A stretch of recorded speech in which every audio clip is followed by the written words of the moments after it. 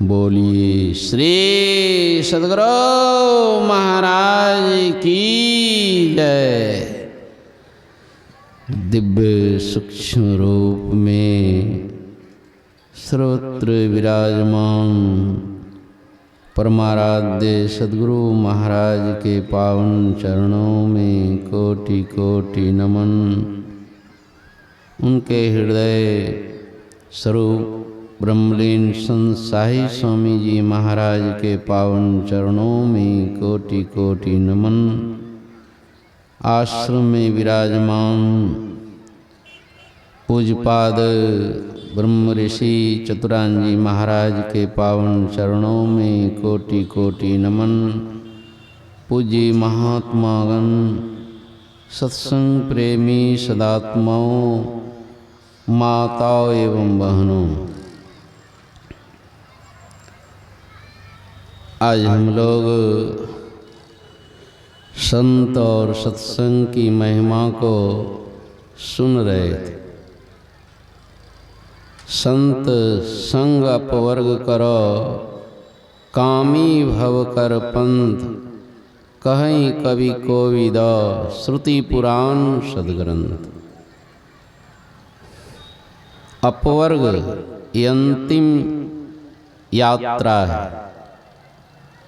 चाहे इसी जन्म में पूरा कर लीजिए या 10-20 जन्मों के बाद या हजार लाखों जन्मों के बाद या करोड़ों जन्मों के बाद,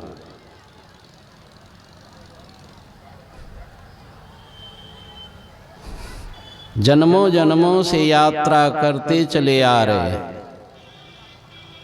जो भी संसार में प्राणी देख रहे हैं, चींटी से लेकर सारे प्राणी हाथी तक, कोई स्थिर नहीं है, सब चल ही रहे हैं।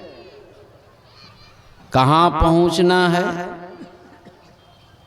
मनुष्य शरीर में भी आ गए तो यहाँ भी चल ही रहे हैं। कहाँ पहुंचना है? तो जब तक अपवर्ग यानी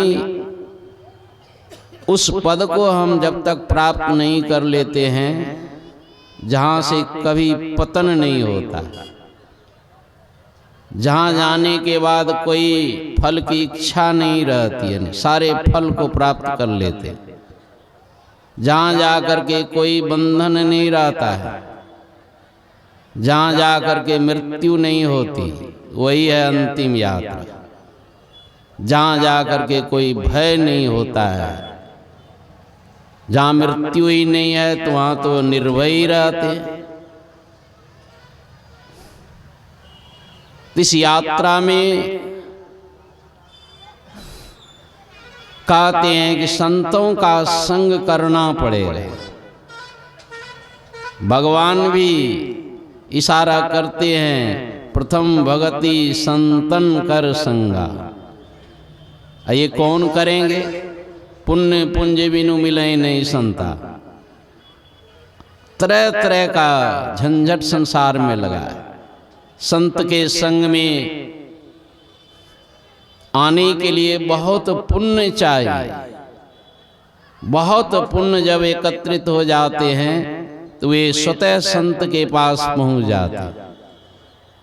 स्वामी विवेकानंद जन्मों का पुण्य जमा था, विद्यार्थी जीवन में ही पहुंच गए। रामकृष्ण जो माता काली के बहुत बड़े भक्त थे और अंत में तोतापुरी जी से ब्रह्म दीक्षा लेकर वे उस शांति के पद को प्राप्त कर लिए थे, अपवर्ग को प्राप्त कर लिए थे, पूर्ण संत हो गए थे। बहुत विद्यार्थी कॉलेज में थे, लेकिन ये नरेंद्र जब समाधि की चर्चा, वहाँ के लेक्चरर अंग्रेजी पढ़ाते थे और उसमें समाधि की चर्चा उन्होंने की। समाधि क्या है? नरेंद्र ने पूछा। लेक्चरर नहीं बता सकता। कहा कि इस तरह की समाधि राम कृष्ण परमहंस जी को लगता है जो दक्षिणेश्वर में रहते। अब इनकी इच्छा हो गई कि किस तरह समाधि लगाने वाले महापुरुष हैं पहुंच जाते। बस प्रथम दर्शन में ही इतना प्रेम हो गया कि नरेंद्र को हर हमेशा देखना चाहते थे। और युवक लोग भी, विद्यार्थी भी उनके साथ जब जाते थे तो राम कृष्ण परमहंस जी महाराज इशारा करते थे कि देखो जी, मेरे पास यदि आना तो इन साथियों के संग मत आना, उनको पूंजी नहीं है, मेरे पास आने से नहीं मिलेगा, पुण्य पुंज बिनु मिले नहीं संता। आप भी सोचेंगे घर वाले को, परिवार वाले को, कुटुंब को, सबको ले आकर के पहुंचा देंगे, पहुंचाने से क्या होगा? मेला देखेगा, देखते हैं कितना मेला लगा होगा, जिलेबी खाएगा, मिठाई खाएगा, हो गया संत संग। तो नरेंद्र को कहते हैं तुम इन सारे साथियों को साथ मत लाना, अकेले आना। और इस तरह नरेंद्र एक विद्यार्थी मात्र बीए पास लाओ कर ही रहे थे। आज पूरे विश्व में जो है 1893 ईस्वी में अमेरिका के शिकागो में जब धर्म सम्मेलन हुआ था, विश्व धर्म सम्मेलन, आज पूरे भारत का नाम रोशन करके लौटा। और 39 वर्ष की अवस्था में शरीर का परित्याग कर दिया, क्योंकि राम कृष्ण परमहंस जी ने कहा था ये सप्तऋषियों में से एक है नरेंद्र। जिस दिन इसे पता चल जाएगा उसी दिन शरीर त्याग कर देगा। यही स्वामी विवेकानंद जब हिमालय की यात्रा में जा रहे थे, एक तपस्वी इनको मिलते हैं, जटाधारी तपस्वी, और उनसे बातचीत होने लगी। बातचीत के क्रम में वे कुछ सुनाने लगे। एक संत के पास चोरी करने के लिए एक चोर आया और चोरी करके जब गट्ठर बांध लिया, उठाने लगा, तब तक वे जग जाते हैं। घर के जो थे जग गए, देखा चोर है, उठा नहीं पा रहा। लेकिन वो संत थे, गृहस्थ में भी संत होते, बेचारे उठा नहीं पा रहे। ये उठ करके उनकी सहायता करने के लिए खड़े हो गए। जैसे जगह तो रुकेगा, सामान छोड़ करके भागा। आई भी दौड़ करके पकड़ा, भागो मत, भागो मत, ले चलो, ले जाओ, ले जाओ। तो वही संत जो है उनके माथे पर उठाकर गठरी बांध कर ले जाओ, तुमको जरूरत है। वे ले जाते हैं। रास्ते में उनका मन परिवर्तन होने लगा, मैं किनके घर चोरी करने। रास्ते में ही मन परिवर्तित हो गया। ये है संत संग। जौं कछु गंधी दे नहीं तो भी वास वास। संत का संग ऐसा होता है कि मन परिवर्तित हो गया चोरों। वे चोर फिर पुणे आते हैं।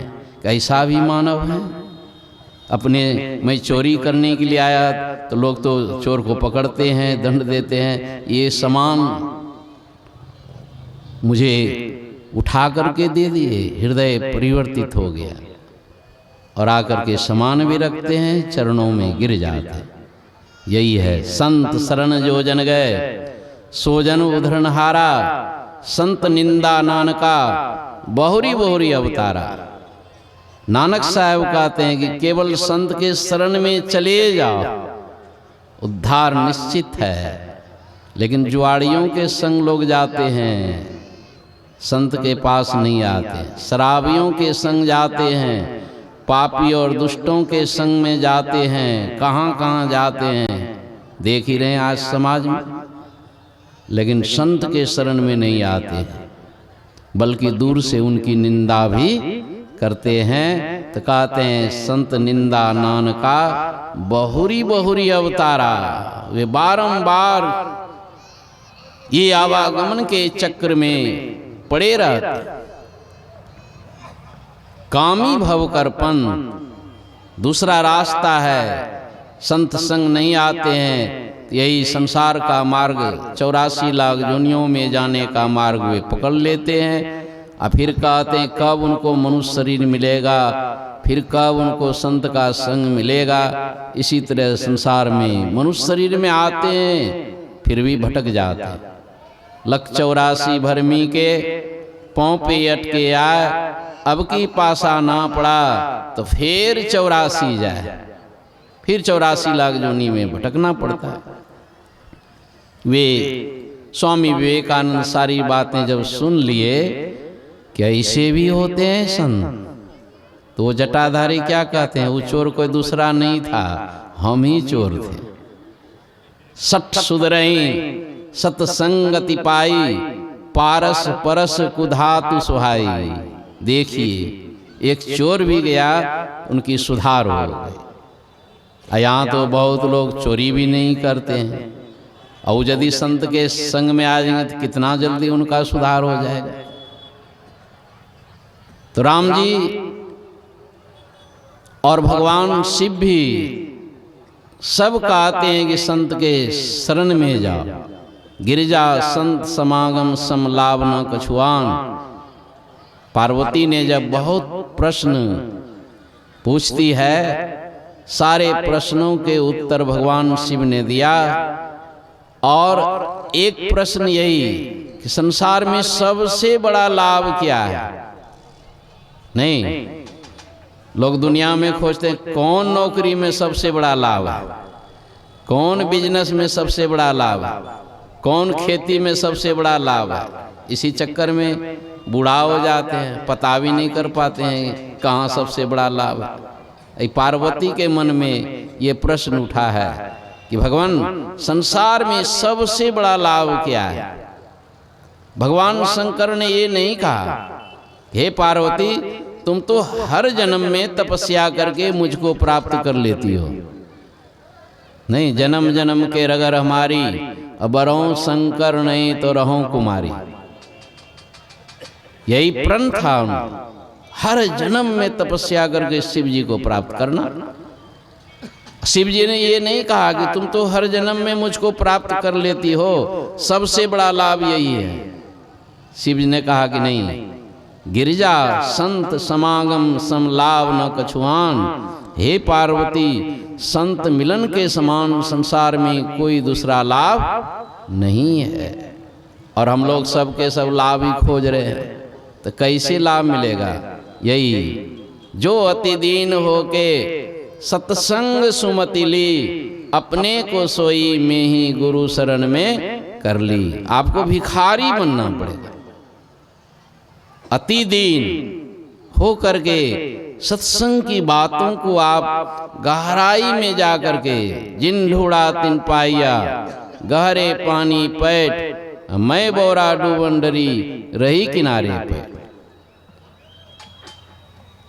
संतों ने कही राह यही, शांति की असली, शांति को जो चाहता तज और जो नकली। बस असली पकड़ने के लिए हमें नकली छोड़ना पड़ेगा। नकली क्या है भाई? स्थूल सूक्ष्म कारण महाकारण ये सब असत्य है। इसके परे जो होते हैं वो सत्य कहते हैं, वही असली है। पूज्यपाद प्रधानाचार्य जी पधार रहे हैं। बोलिए श्री सद्गुरु महाराज की जय। श्री सद्गुरु महाराज की जय। श्री सद्गुरु महाराज की जय।